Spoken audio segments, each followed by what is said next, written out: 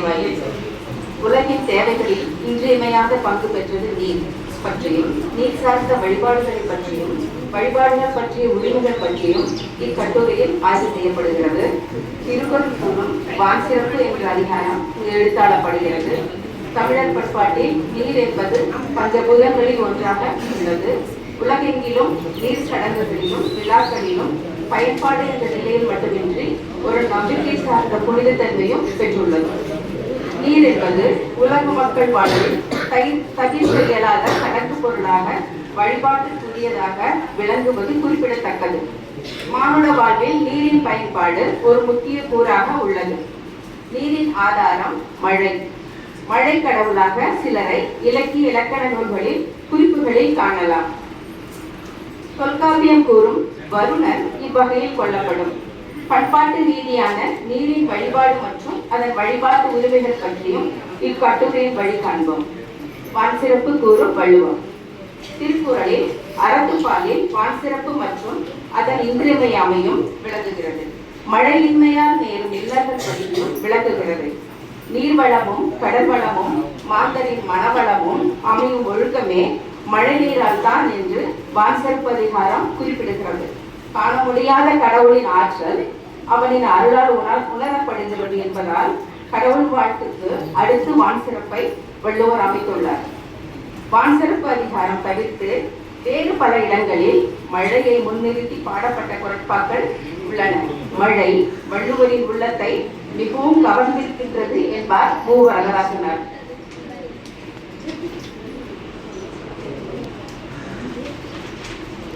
மழை என்ற அமிழ்தம் வானின்று உலகம் வழங்கி வருதலால் தான் அமிழ்தம் என்றுள்ளார் பாற்று. குறள் 11. 11ஆம் குறள் உலக வாழ்வாதாரத்தை நிலைநிறுத்துவதால் வான்மழை இங்கு அமிழ்தம் எனப்படுகிறது. இதையே மு. வரதராசனார் அவர்கள் மழை பெய்ய உலகம் வாழ்ந்து வருவதால் மழையானது உலகத்து வாழும் உயிர்களுக்கு அமிழ்தம் என்று உணர்வதற்காகும் என்பார். கலைஞர் தன் உரையில் உலகத்தை வாழ வைப்பது மழையாக அமைந்திருப்பதால் அதுவே அமிழ்தம் எனப்படுகிறது என்பார். 14ஆம் குறள் மழை பொழிவு குறைந்தால் வேளாண்மை தொழில் நடைபெறாது என்கிறது.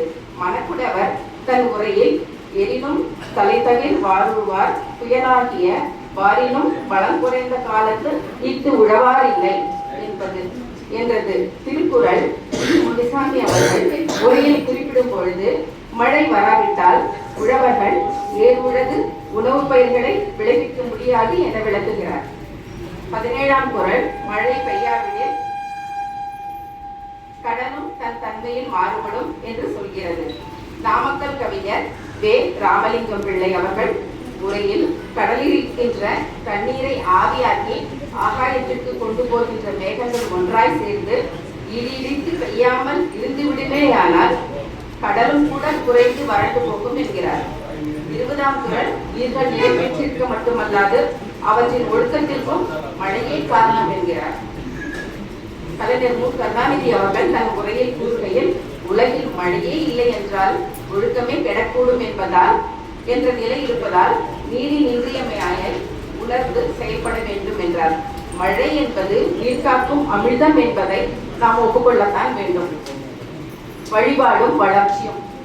இயற்கையோடு இணைந்து தொடங்கிய மனித வாழ்வு பல்வேறு விதமான பரிமாணங்களை பெற்று வந்திருப்பதை போல நம்பிக்கையின் அடிப்படையில் தோன்றிய வழிபாடும் வளர்ந்து வந்துள்ளது.